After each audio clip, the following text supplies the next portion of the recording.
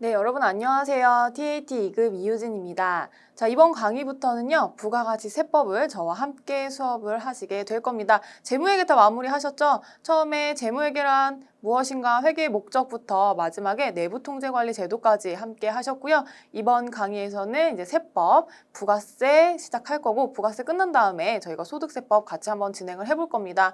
자, 특히 부가가치세법이요, 시험 문제 이론 부분에서 많이 출제되진 않아요. 개수로 따지면 많진 않지만 이걸 아셔야만 실무에 가셔가지고 문제를 푸실 수 있는 부분이 많기 때문에 제가 실무랑 연동도 시켜가지고 어떤 문제가 이렇게 출제가 되는지도 설명을 드릴 겁니다. 자, 그럼 첫 번째 보도록 할게요. 부가가치세 개념 및 특징. 자, 이 부분은요, 부가가치세법 이론에서 이제 몇 문제씩 출제가 되는 부분이니까 여러분들이 기본적으로 세법을 공부한다라고 했을 때 꼭 알고 계셔야 되는 부분이라고 보시면 되겠습니다. 자, 부가가치세란 어떤 거냐? 부가가치는 재화 또는 용역이 생산, 유통되는 모든 단계에서 기업이 새로이 창출되는 가치의 증가분이다.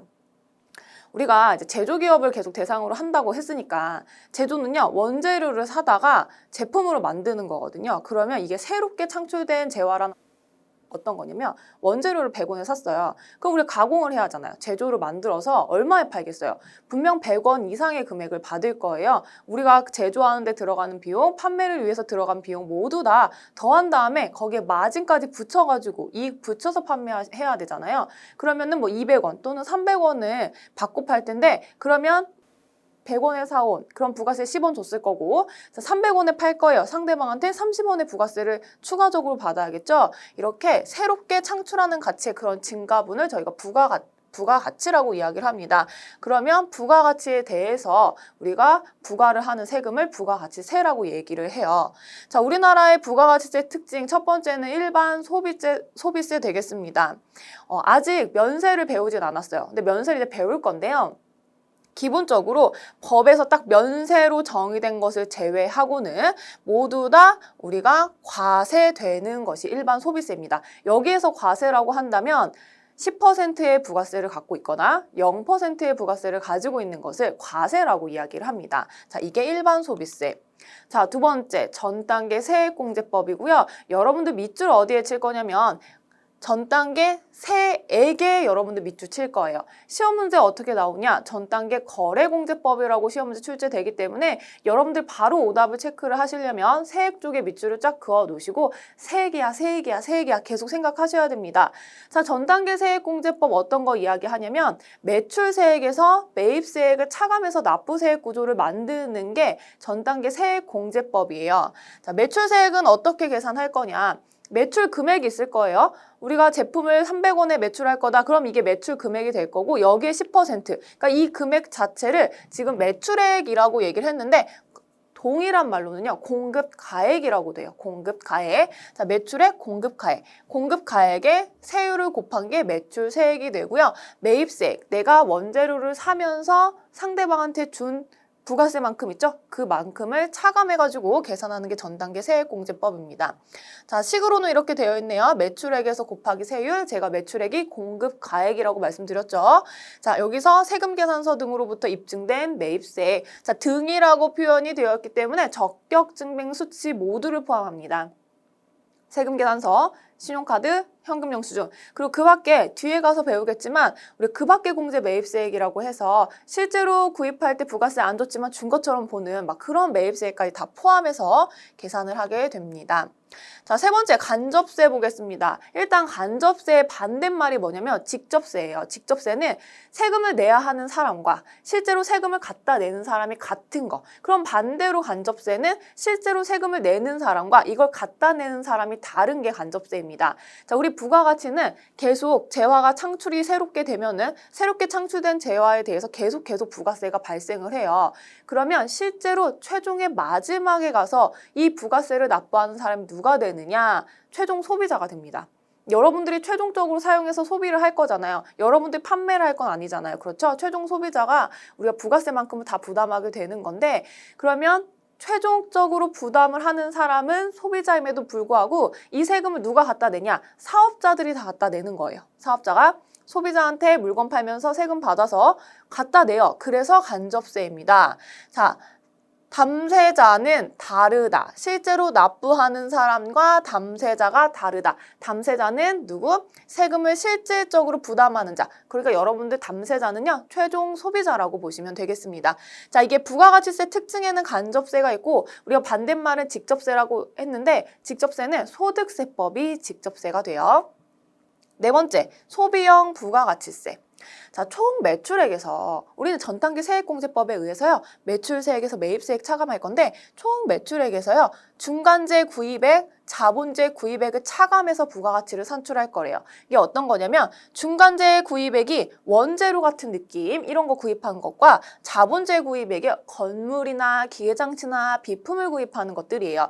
어차피 제가 총 매출을 일으킨 것 중에서 공제받을 수 있는 매입세액을 뺄 거기 때문에 원재료를 구입하든 건물을 구입하든 이런 거 다 차감해가지고 부가가치세를 산출하는 것이 소비형 부가가치세예요. 결과론적으로 내가 실제로 소비하는 거에 대해서만 우리가 부가세를 납부하는 개념이 되겠죠. 자, 다섯 번째, 소비지국과세 원칙. 자, 이거 어디에 밑줄 칠 거냐면 소비지국에 우리가 밑줄을 칠 겁니다. 자, 이 다섯 번째 문제도 되게 중요한데요. 우리나라는 수출할 때 과세되는 대상이에요. 근데 어떤 과세냐면 0%의 세율을 적용하는 영세율을 적용합니다. 자, 수출을 많이 장려하기 위함이에요. 수출 많이 하면 뭐가 좋죠? 외화를 획득할 수 있다. 막 이런 장점 있잖아요. 그러니까 수출을 많이 했으면 좋겠어. 근데 왜 굳이 수출하는 재화에 대해서 우리가 부가세를 받지 않냐면 다른 나라 경쟁하는 거로 한번 예를 들어볼까요? 우리나라랑 필리핀이랑 있을 때 똑같은 동일한 제품을 만들어요. 그런데 필리핀은 영세율을 적용시켜준대. 수출하는 거에 대해서는 부가세를 안 받겠다고 하고 우리나라는 아니야, 뚝심 있게 모든 것에 대해서 다 10%씩 받을 거야 라고 한다면 1,000원짜리의 물건을 수출하면서 우리는 100원을 추가로 받아야 돼요. 그럼 총 1,100원의 매출을 일으켜야 되는데 반면에 필리핀은 부가세를 안 받을 거기 때문에 1,000원에 물건을 살 수가 있죠, 상대방이. 그럼 여러분들 같은 경우는 어떤 곳에서 물건을 구입하겠어요? 만약에 동일한 조건이라면, 동일한 물품이라면 당연히 저 말고 필리핀에서 구입을 하려고 하겠죠. 그러니까 여러분들 수출을 하기 위해서, 소비를 촉진시키기 위해서는요, 영세율을 적용을 시켜서 최대한 많이 수출할 수 있게 도와주는 겁니다. 자, 그러면 이 소비지국 과세 원칙이란 반대, 수출하는 거에서 우리가 부가세 안 받을 테니까 대신 수입하는 것에 대해서는 부가세를 과세하겠다라는 게 소비지국 과세 원칙이에요. 소비하는 나라에서 내가 과세를 하겠다. 우리가 수출할 땐 안 받겠지만 역으로 미국에서 우리나라에 수입을 해와서 사올 때는요, 부가세를 받아요. 그럼 누가 부가세를 걷냐? 미국에서 걷어요? 뭐 되게 웃긴다. 우리나라 안 걷을 건데 왜 본인 나라는 걷지? 그게 아니라요. 이 과세되는 대상이라면 관세사, 세관장이 걷어요. 세관장이 부가세를 이렇게 계산해서 너 이만큼 부가세 내. 왜냐면 우리나라는 소비지국 과세 원칙에 의해서 소비한 나라에서 부가세 낼 거기 때문이야 라고 합니다. 그래서 여러분들 부가세 납부하셔야 되고요. 혹시나 요새는 이제 개인적으로 수입 많이 해오시잖아요. 해외에서 뭔가 직구 같은 거 많이 해올 때 여러분들 알게 모르게 다 부가세 이미 납부하고 계시는 거일 거예요. 자, 그리고 수출하는 재화는 0% 적용을 해서 전액 공제하고 또는 환급하겠다라는 뜻은, 수출하는 재화는 영세율을 적용한다는 건 매출세액에서 매입세액을 차감하면 이게 납부세액이죠. 자, 매출세액이 0이에요. 왜냐면 우리가 영세율을 적용을 할 거기 때문에. 그런데 우리가 그걸 사오면서 뭐 원재료도 샀을 거고, 그 다음에 공장을 돌리면서 임차료도 냈을 거고, 세금 계산서를 통해서 매입이 받아온 건 있을 거란 말이죠. 100원만큼 매입세액이 발생했다면 실제로 100원만큼 환급을 받을 수가 있어요. 앞에 우리 숫자에 마이너스 붙이면 환급인 거 아시죠? 자, 그래서 수출 재화는 환급도 가능하다라는 거. 자, 수입하는 재화는 국내 생산 재화와 동일하게 부가가치 세관장이 걷고 있습니다. 자, 그러면 누가 부가가치세 납세해야 되는지 납세 의무자 같이 보도록 하겠습니다. 자, 재화 또는 용역. 아직 재화가 뭔지 잘 모르셔도 돼요. 우리 배울 거니까. 재화 그냥 물건이라고 생각하시면 되고요. 용역 서비스라고 생각하시면 되는데, 자, 이런 것들을 매출, 즉 공급할 때는 사업자가 납세 의무자가 있어요. 사업자가. 자, 그런데 재화를 수입한다. 반대로 우리가 내보내는 게 아니고 사들인다라고 했을 때는 사업자가 아닌 재화를 수입하는 모든 사람이 납세 의무를 집니다. 그래서 제가 여러분들 직구 욕구하면은 알게 모르게 세금 납부하고 있을걸요? 라고 얘기를 했던 게 여러분 사업자가 아님에도 불구하고 우리나라는 소비지국 과세 원칙에 의해서 이 수입하는 모든 사람들한테 부가세를 붙일 거기 때문에 여러분들도 납부하고 있을 거예요. 제가 얘기를 한 거죠. 차이가 있습니다.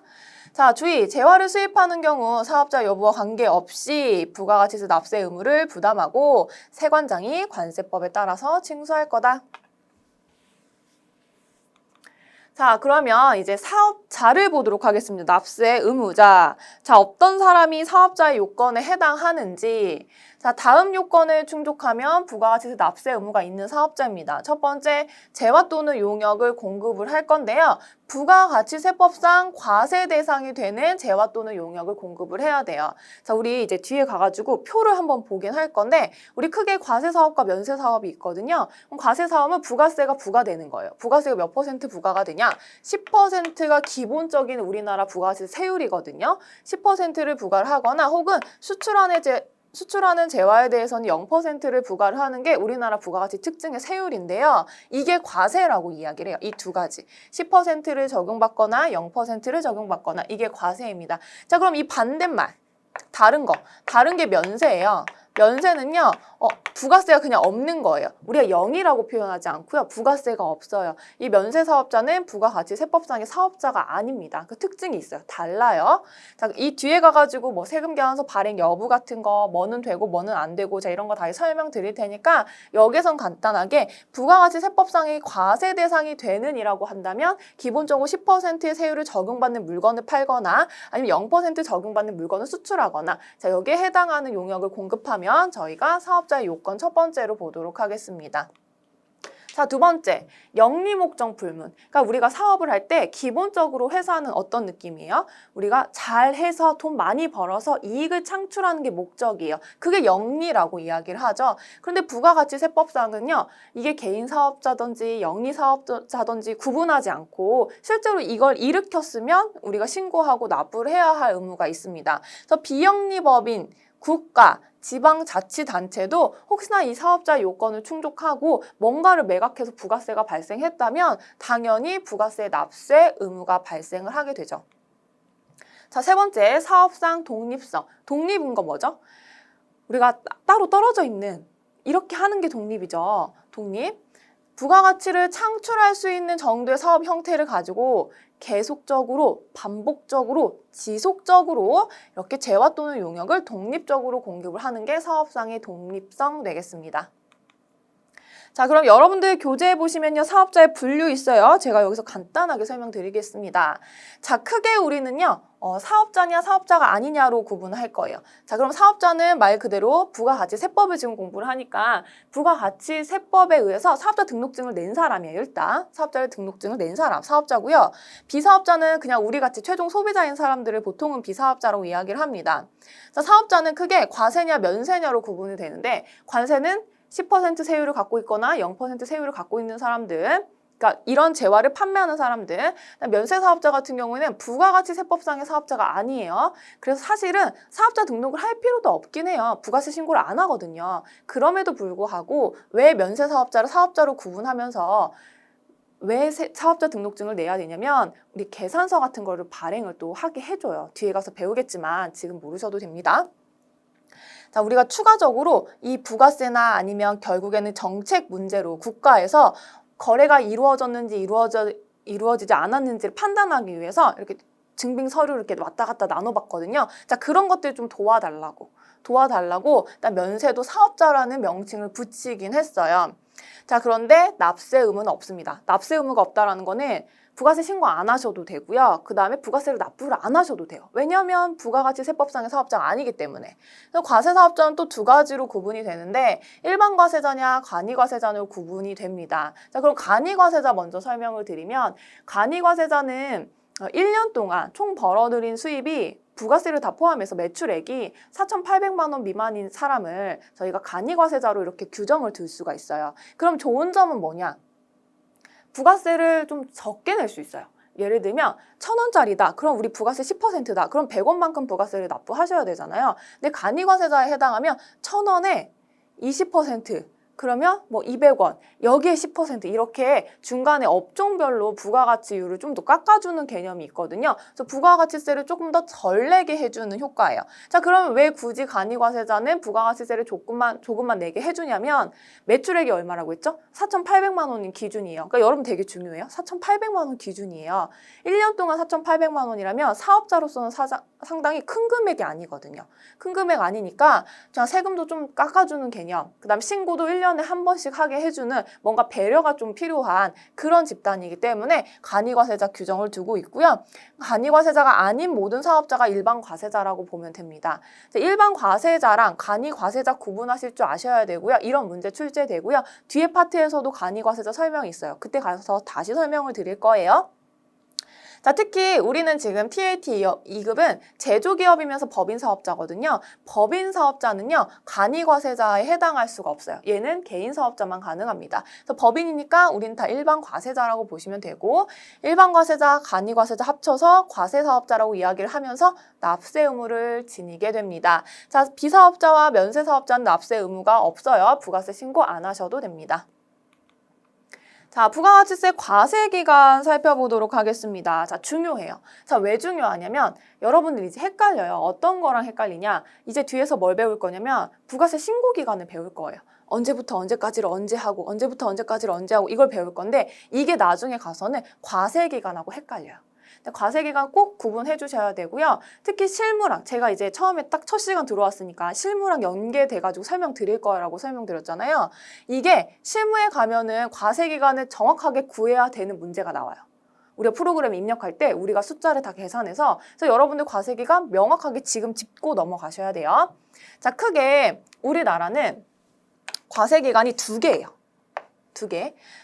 1월 1일부터 6월 31일까지 1월 1일부터 6월 30일까지, 7월 1일부터 12월 31일까지. 우리는 1년이 12달이잖아요. 12달 중에서 반을 뚝 잘라가지고 6개월에 한 번씩을 1과세기간이라고 이야기를 합니다.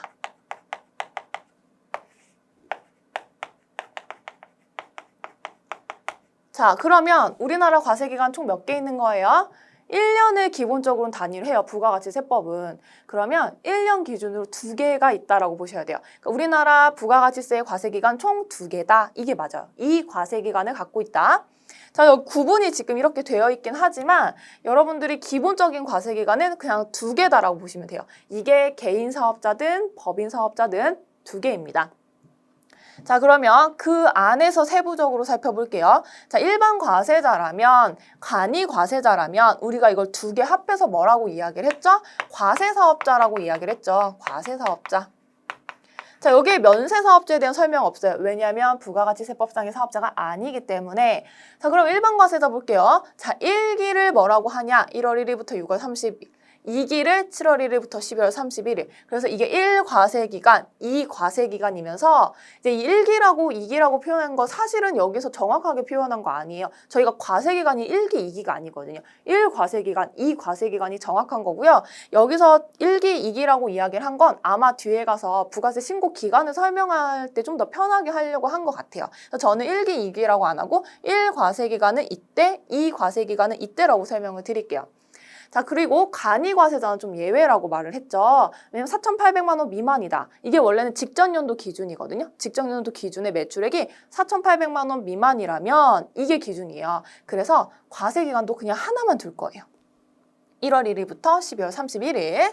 근데 얘는 예외적인 거고요. 여러분들 시험 문제 나오는 거 무조건 이 과세기간으로 보시면 되겠습니다.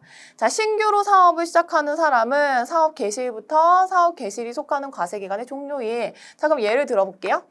신규로 사업을 시작했는데 8월 1일에 신규로 사업을 시작했다고 한다면 과세기간을 어떻게 설정을 할 거냐. 자, 1년 중에서 우리가 뚝 자르잖아요. 그러면 이 8월이 어느 시점에 있나 보면 8월 한 이쯤 신규로 시작을 사업을 하는 거겠죠. 자, 그럼 여러분들 계산하실 때 이쪽 부분부터 우리가 크게는 이렇게 2개 보는 거잖아요. 그쵸? 이쪽 부분부터 여기까지, 마지막까지. 그러면 8월 1일부터 12월 31일까지가 과세기간이 되겠습니다. 과세기간.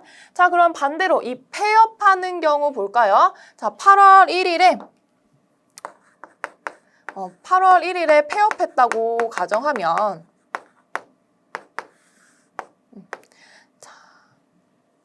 저희가 이쯤 폐업하게 되는 거겠죠? 그러면 이렇게 되겠습니다. 일단 과세기간이 이렇게 2번이에요. 기본적인 게 이렇게 2번이죠. 그러면 일단 여기 한 번은 하세요. 이게 1과세기간이 돼요.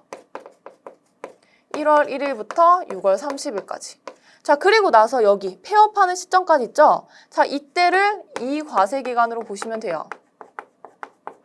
어떻게? 7월 1일부터 8월 1일까지 이렇게 여러분들 계산을 하시면 되겠습니다. 그래서 기본적으로 신규 사업자건 폐업 사업자건 여러분들 딱 그 줄을 그어서 일단 6개월 하나로 딱 잘라요. 어차피 2개로부터 시작할 거니까. 그리고 나서 내가 어디에 지금 위치에 있는지를 파악하시고 하나, 2개 계산을 해보시면은 이런 문제 이론에서 나오거든요. 보기 위해서 문제가 나오기 때문에 이렇게 보면 헷갈려요. 사업 개시일이 속하는 과세기간의 종료일, 이게 도대체 무슨 말인지, 과세기간의 개시일 무슨 말인지, 이게 사업 개시일이 속하는 과세기간의 종료일, 여기를 얘기하는 거고요. 과세기간의 개시일은 과세기간의 개시일을 이야기를 합니다.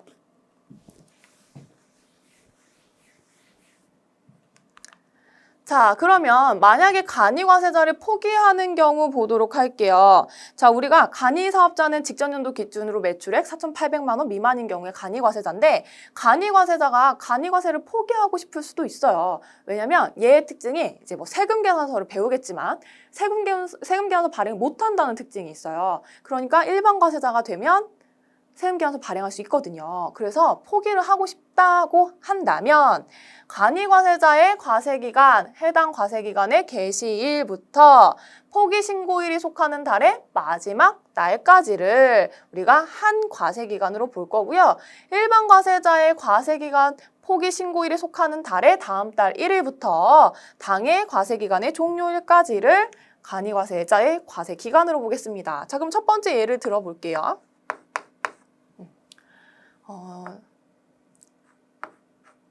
7월 10일 간이과세 포기. 자, 그러면 1월 1일, 6월 10일까지는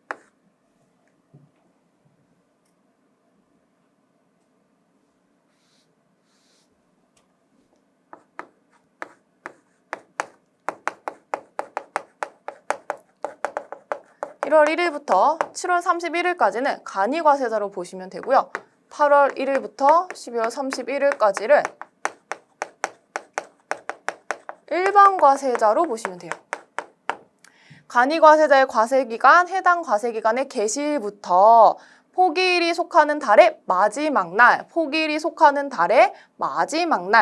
7월 10일이 언제로 가는 거죠? 7월 31일까지로 가는 거예요. 그러면 그 다음 달 8월 1일부터 12월 31일까지가 일반과세자로 신고를 하시면 되겠고요. 자, 두 번째 7월 10일에 일반과세자 포기. 자, 그럼 얘는 일반과세자에서 이제 간이과세자가 되는 시점입니다. 자, 1월 1일부터 6월 30일까지 일반과세자.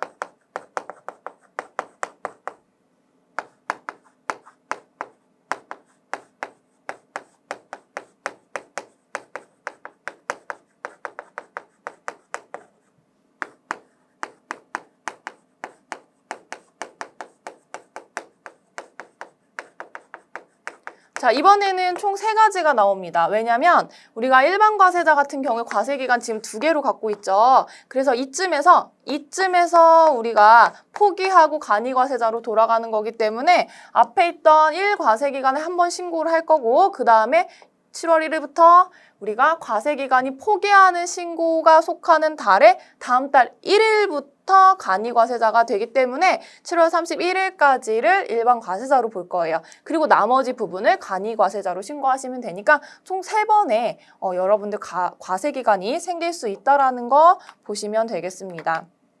자, 근데 이건 다 예외적인 거예요. 예외적인 거고요. 여러분들 과세기간 딱 하면 생각하셔야 되는 게 우리나라 무조건 이 과세기간이 있다라고 생각하시면 되겠습니다.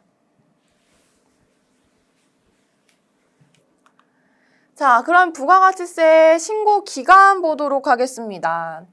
자, 크게 우리가 과세기간 두 가지로 갖고 있죠. 1월 1일부터 6월 30일까지, 7월 1일부터 12월 31일까지. 자, 법인이냐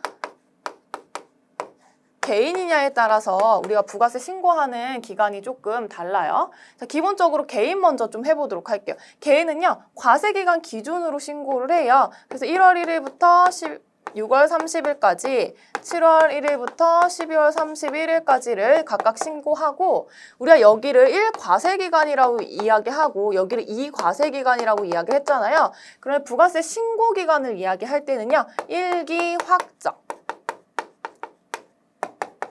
2기 확정 이렇게 이야기합니다. 이제 과세기간이라고 얘기 안 하고 1기, 2기라고 이야기를 하고요. 자, 법인 같은 경우에는 크게 이제 4가지로 쪼갤 건데 1기를 2개로 쪼갤 거고 그다음에 2기를 2개로 쪼갤 거야. 법인은 매출 금액이 큰 데가 법인이거든요. 그렇다는 것은 한 번에 6개월치를 신고를 하면 너무 자료가 방대할 수 있기 때문에 저희가 쪼개서 신고를 할 거예요. 그래서 1기 예정은 1기 확정은 2기 예정은 2기 확정은 3개월로 쪼갤게요. 그러니까 이게 6개월이니까요. 여기서 반을 쪼개면 된다라고 보시면 돼요.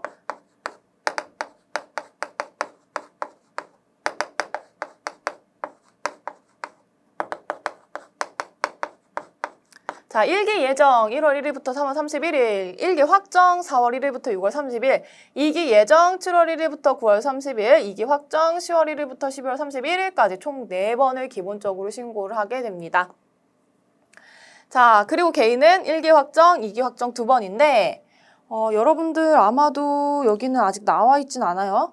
우리가 개인 사업자 같은 경우에는 지금 1년에 2번 부가세 신고를 한다 하더라도 중간에 한번 예정신고 납부라는 것을 하게 돼요. 뒤에서 나오겠죠? 예정신고 납부 할 건데 4월 25일까지, 그 다음에 10월 25일까지 예정신고 납부합니다. 자, 이거는 저희가 신고하는 건 아니고요. 예정신고 납부. 예정 납부라고 할까요? 예정 납부. 세무서에서 고지서를 보내줄 거예요. 그러면 그 금액을 토대로 그냥 납부만 하시면 되고요. 고지서가 안 왔다라고 한다면 납부를 안 하셔도 됩니다.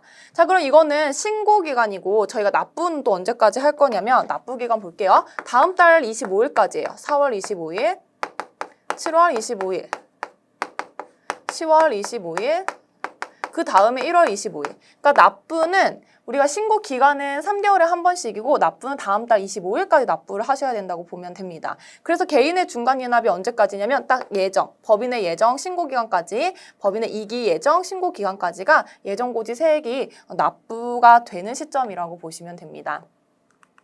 자, 그러면 우리 납세지 보도록 하겠습니다. 납세지.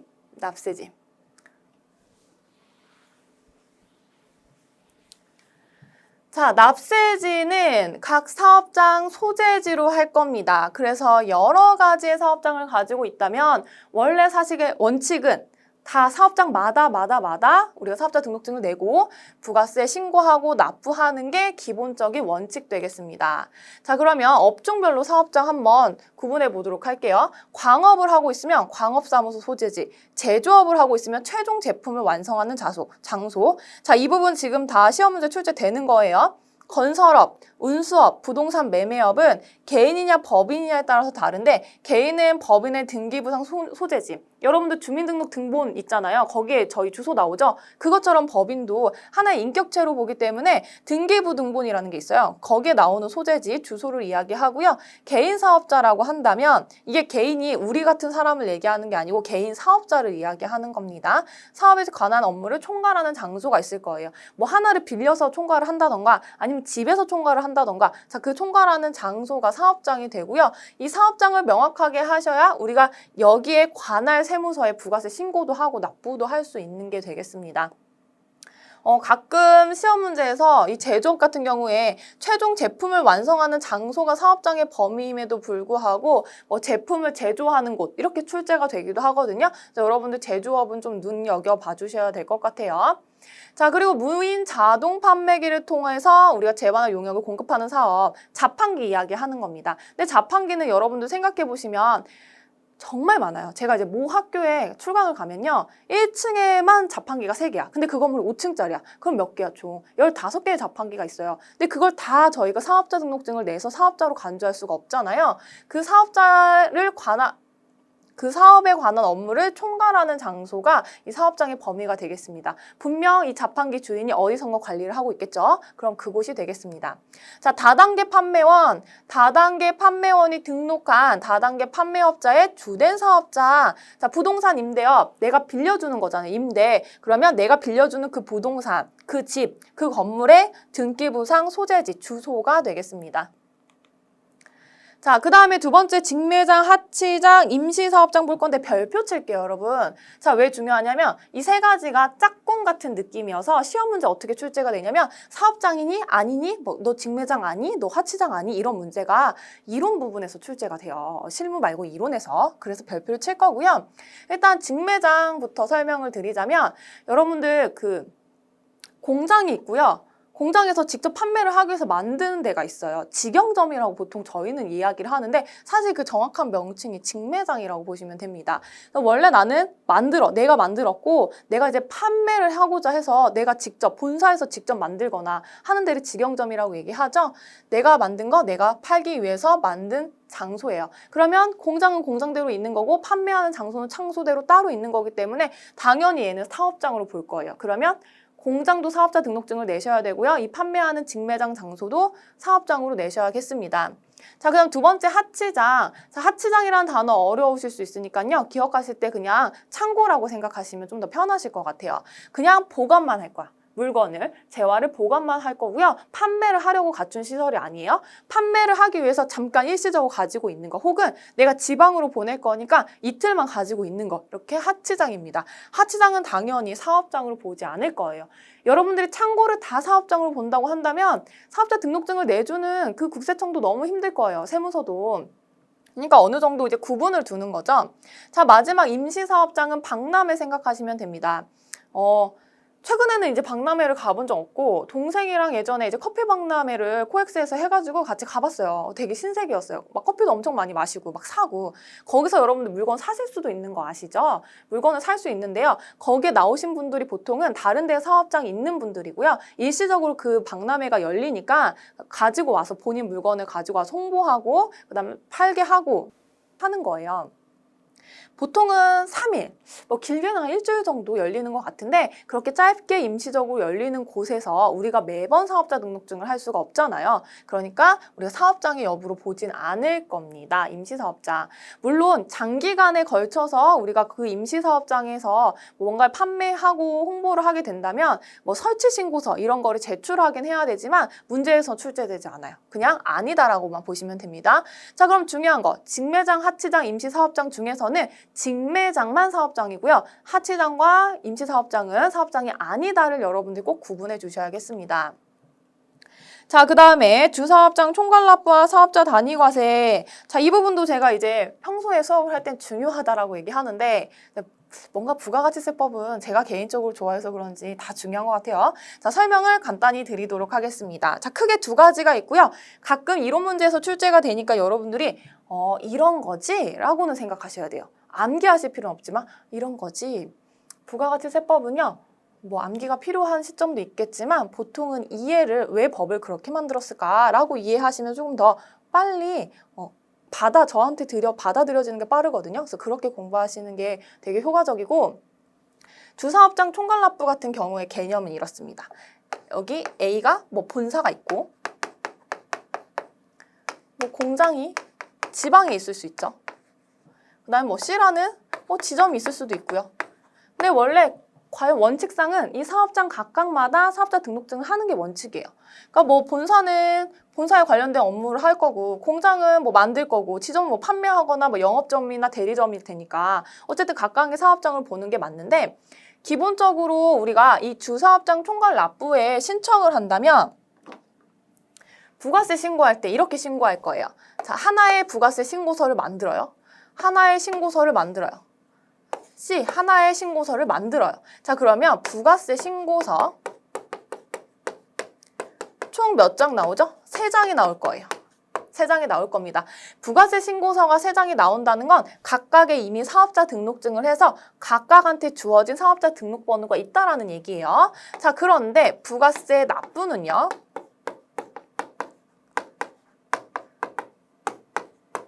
자, 한 곳에서 일괄적으로 할 겁니다. 자, 그래서 이름이 뭐예요?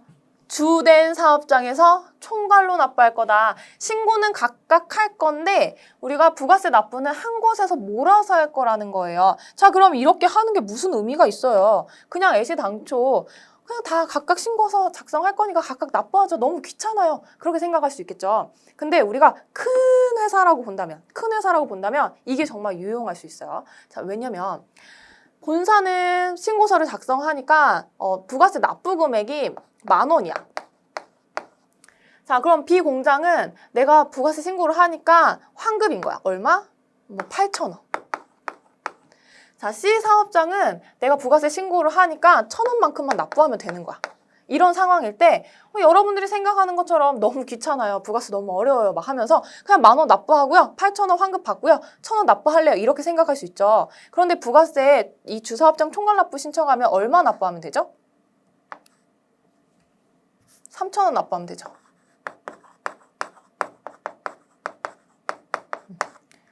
뭐가 좋아요? 내가 10,000원과 1,000원은요, 지금 당장 납부해야 돼요. 하루라도 늦잖아요. 기한에서 지나가면 가산세가 붙어요. 그런데 이 B의 8,000원은 언제 돌려받을 수 있을까요? 제가 지금 신고하면 돌려받는 거 아니에요. 최소 15일, 많으면 30일, 한 달까지 가요. 그러니까 이게 뭐 일반 환급이냐 조기 환급이냐에 따라 또 다른데 기본적으로 막 일반 환급이라고 한다면 한 달 뒤에나 받을 수 있거든요. 그러면 돈은 지금 나가고 8,000원 못 받고 이런 상태가 되는 거죠. 근데 만약에 주사업장 총괄 납부를 신청을 했다면 3,000원만큼만 납부하면 끝나. 환급도 안 기다려도 돼. 그러면 현금의 유통을 하는 과정에서 이게 너무 현금 흐름이 좋아질 거예요. 근데 기업이 지금 10,000원, 제가 8,000원 이렇게 예를 들었지만 부가세로 막 10억, 20억을 내야 된다고 생각한다면 이게 너무 부담스러울 수 있어요. 기다리는 게, 지금 납부를 하는 게. 그래서 현금 흐름의 그런 유효성 때문에 이렇게 신청을 하는 회사들이 많고요.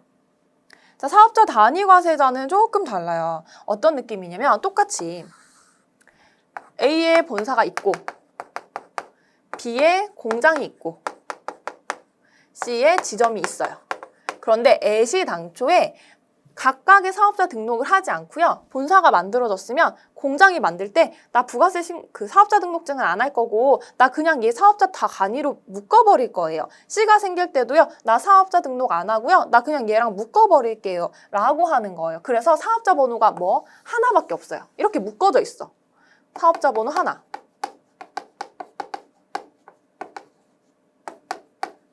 자, 그러면 부가세 신고서를 작성을 할 때요. 우리가 사업자 등록 번호로 작성을 하게 되기 때문에 한 장밖에 작성을 못해요. 부가세 납부는요. 신고서도 한 장밖에 없는걸요. 당연히 한 장, 한 곳에서 납부를 할 수밖에 없는 거죠. 그래서 총 10,000원, 8,000원, 1,000원 환급 막 이렇게 계산을 하는 게 아니라 그냥 애시당초 나는 계산했더니 3,000원이야. 그럼 얼마? 3,000원을 납부해.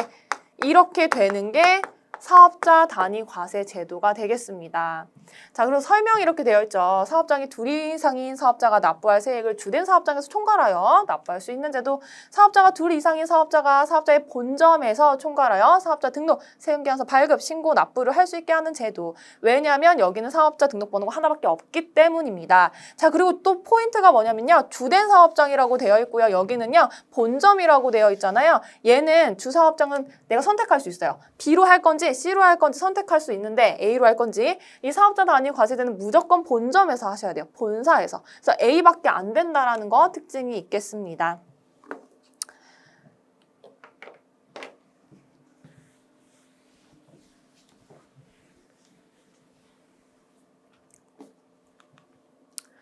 자, 총괄사업장, 법인은 본점 또는 지점 다 가능하고 개인은 주사무소에서 해야 되고요. 사업자 단위 과세는 법인은 본점, 개인은 주사업소에서만 할 수 있다는 거 특징 되겠습니다.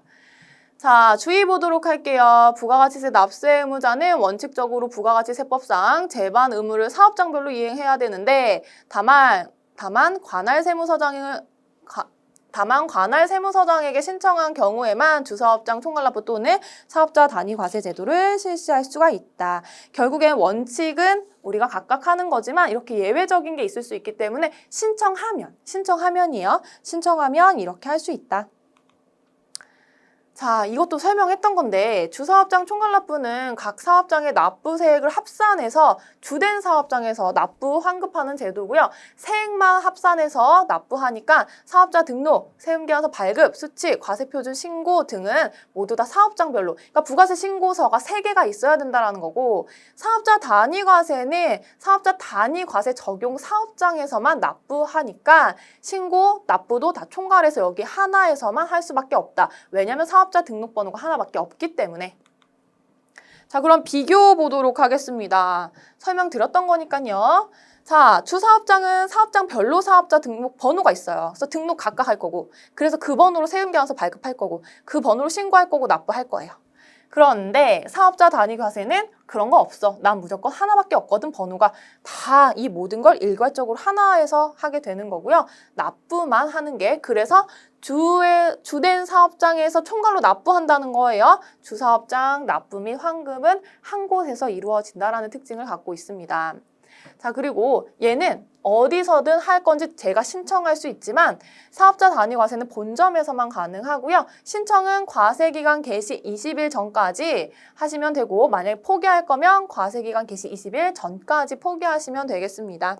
자, 그 다음 사업자 등록증의 신청입니다. 여러분들이 사업을 하기 위해서는 사업자 등록증 신청하셔야 되는데요. 기본적으로 사업자 등록증은 이 사업 개시일로부터 20일 이내에 관할 세무서장에게 사업자 등록증을 신청을 하셔야 되고요. 이 사업장마다 하셔야 됩니다. 자, 다만 신규로 사업을 시작하려는 자는 사업 개시일 이전에라도 우리가 사업자 등록증을 신청할 수 있다는 거고요.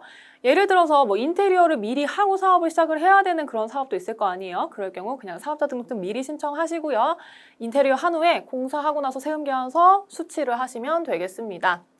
자, 이 사업자 등록증 신청을 받은 세무서는 사업자의 인적사항과 그 밖에 필요한 사항을 적은 이 사업자 등록증 신청, 이 관련을 여러분들이 신청일로부터 2일 이내에 발급을 하셔야 됩니다. 우리가 신청서를 낸다고 해서 당일 발급이 되지 않을 수 있다는 거고요. 물론 당일 발급도 될 수 있어요. 2일 이내에 발급을 해줄 거고, 다만 사업장 시설이나 사업장 현황을 확인하기 위해서 국세청장이 필요하다고 인정이 되는 부분에 대해서는 5일 이내로 발급기한을 연장할 수 있다고 되어 있습니다.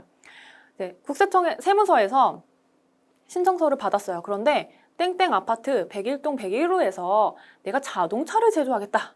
이런 형태로 사업자 등록증을 낸 거예요. 그럼 누가 봐도 어떻게 아파트에서 자동차를 제조하지? 미니 자동차를 제조하나? 이렇게 생각을 하겠죠? 그럼 직접 방문할 수 있습니다.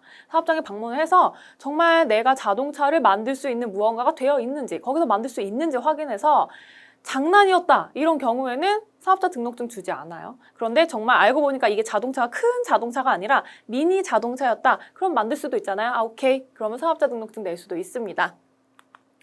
이 사업자 등록의 사후 관리인데요. 처음에 사업자 등록증을 냈어요. 근데 그 이후에 뭔가 수정을 해야 되는 부분이 있다면 여러분들 수정 신고 하셔야 됩니다.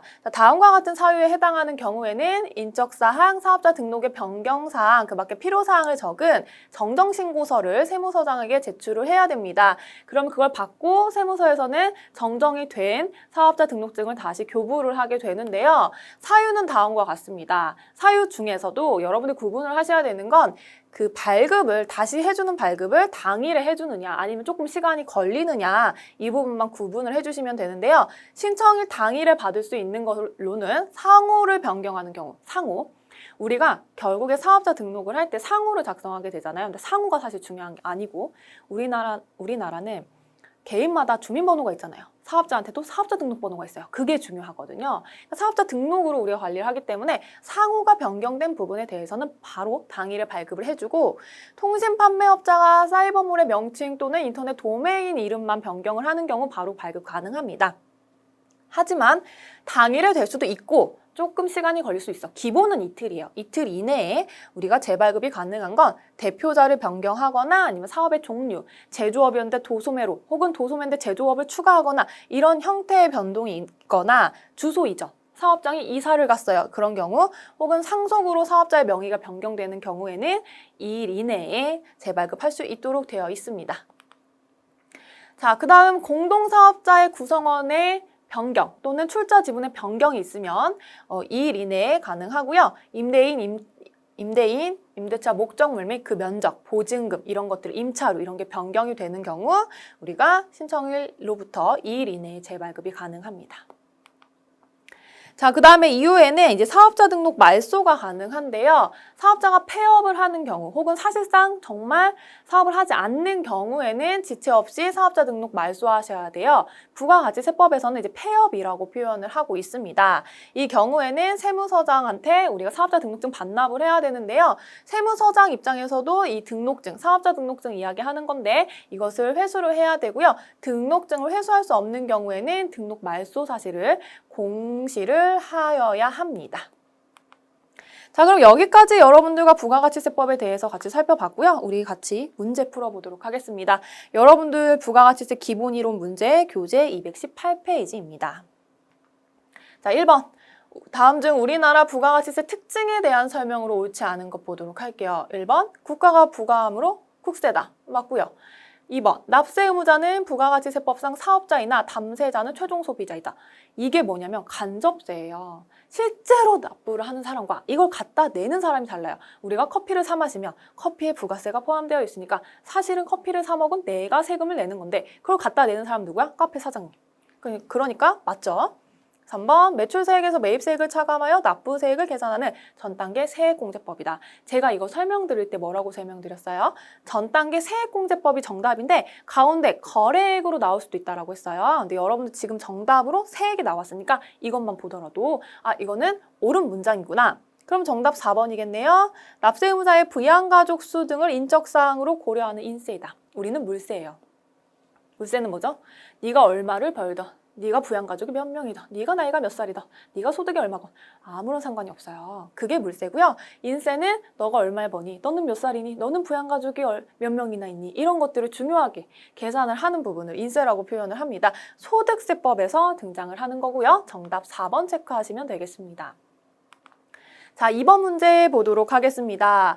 우리나라 부가가치세 특징에 대한 설명으로 옳지 않은 것. 1번, 중간 유통 단계에서는 과세하지 않고 최종 소비자에게 공급하는 단계에서만 과세한다. 그래요? 그래요? 그럼 사업자들은 부가세 신고 안 하셔도 되겠네요? 이게 말이 되나요? 우리는 유통의 모든 거래에서 부가세를 과세를 할 거예요. 1번이 틀렸습니다. 2번, 매출세액에서 매입세액을 차감해서 납부세액을 계산한다.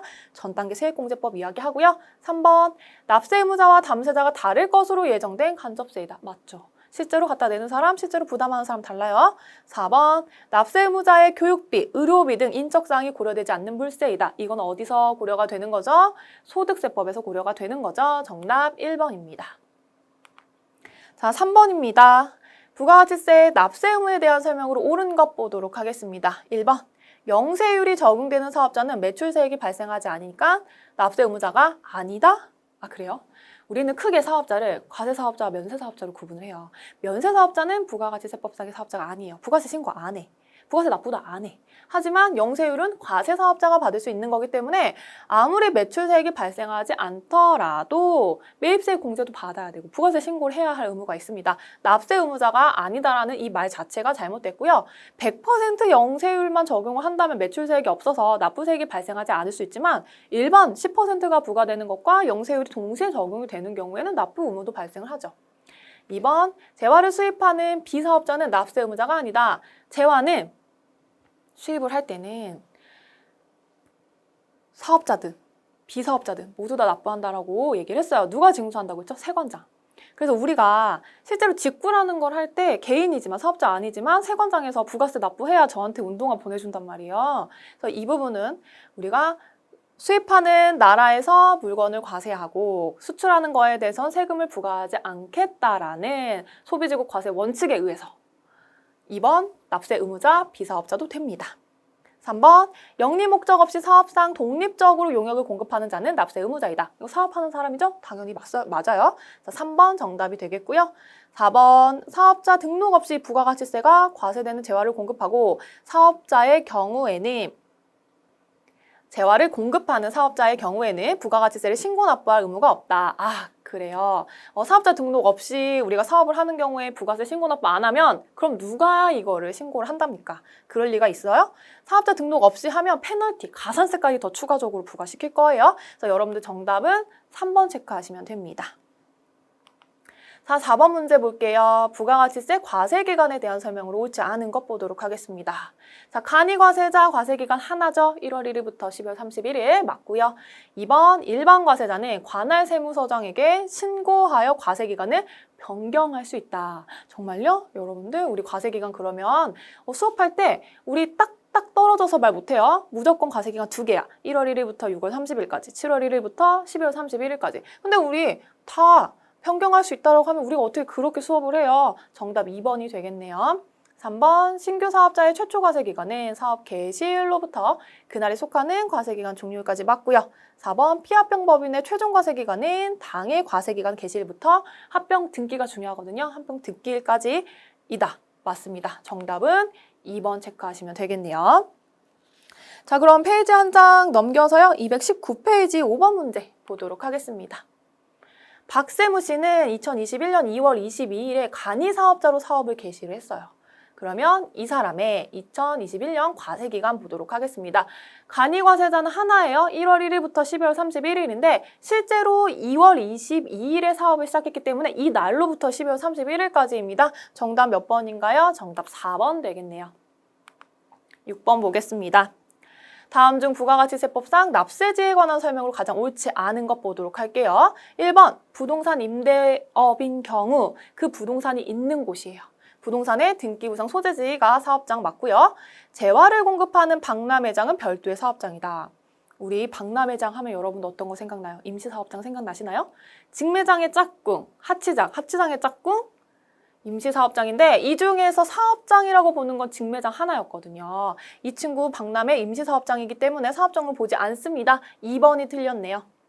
3번 하치장은 사업장이 아니다. 하치장 뭐였죠? 창고. 물건을 보관만 하는 장소. 아니죠. 맞죠?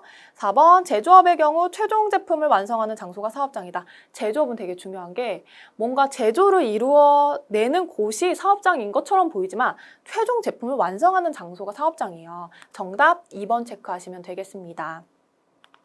자, 7번 볼게요. 부가가치세법에 대한 설명으로 옳은 것 보도록 하겠습니다. 1번 부동산 매매업을 하는 개인 사업자는 사업에 관한 업무를 총괄하는 장소이다. 자, 매매업은 뭐죠? 사고 팔고 하는 거예요. 빌려주는 개념이 아니거든요. 당연히 업무를 총괄하는 장소가 맞겠죠? 1번이 정답이 되겠네요. 2번 사업장이 2개 이상인 경우 사업자 단위과세가 적용된다. 사업장이 2개 이상이면 신청하셔야 돼요. 주사업장 총괄 납부를 할 건지 아니면 사업자 단위과세를 할 건지 신청하지 않고 바로 적용이 되는 경우는 없습니다. 2번 그래서 틀렸고요. 3번 직매장은 사업장이 아니다. 직매장만 사업장이다 라고 배웠고 4번 주사업장 총괄 납부를 신청한 경우에 주된 사업장에서 부가가치세 총괄해서 여기까지 너무 좋았어요. 신고 납부할 수 있다. 우리 신고도 가능한가요? 지금 PPT를 보시면 총괄 납부잖아요. 그럼 납부만 가능한 거예요. 그래서 틀렸습니다. 정답 1번입니다. 자, 8번 문제 볼게요. 부가가치세에 대한 설명으로 옳지 않은 것은 1번 법인이 주사업장 총괄납부를 하려는 경우 지점을 주된 사업장으로 할 수 있다. 이 주사업장 총괄납부는 본점에서 하든 지점에서 하든 상관없어요. 내가 거기서 할게 라고 설정만 하시면 됩니다. 맞고요. 2번 신규로 사업을 시작하는 자는 사업 개시 전에는 사업자 등록을 신청할 수 있다. 신규로 사업을 하면 내가 원래는 개시일로부터 20일 이내에 하기만 하면 되지만 인테리어 같은 거 공사할 수 있기 때문에 가능하다라고 설명드렸죠? 2번 맞습니다.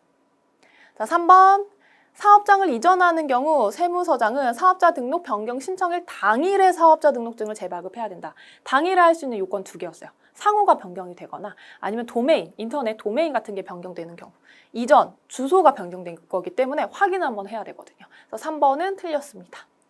자, 4번 사업자는 사업장마다 사업 개시일로부터 20일 이내에 사업장 관할 세무서장에게 사업자 등록 신청해야 된다. 맞죠? 그리고 사업자 등록증 교부 받으셔야 되고요. 그거 이틀 이내에 교부 받으실 수 있다고 했어요. 정답 3번입니다. 자, 마지막 9번 문제 보도록 하겠습니다. 사업자 등록 정정신고서를 세무서장에게 제출한 경우 세무서장이 신청 당일에 사업자 등록증을 재발급해야 되는 변경 사유 어떤 거였죠? 상호를 변경하거나 혹은 도메인 바뀌었을 때 그럼 정답 4번 체크하시면 되겠습니다. 여러분들 정답 4번 하고 이번 강의 마무리하도록 하겠습니다. 자, 여러분들과 기본적으로 부가가치세 기본 이론에 대해서 설명을 드렸습니다. 중요하고요. 시험 문제 자주 출제가 되니까 제가 중요하다고 설명드렸던 부분 여러분들 꼭 체크를 해주셔야 됩니다. 네, 여러분들 공부하느라 고생 많으셨고요. 저는 다음 강의에서 뵙도록 하겠습니다. 감사합니다.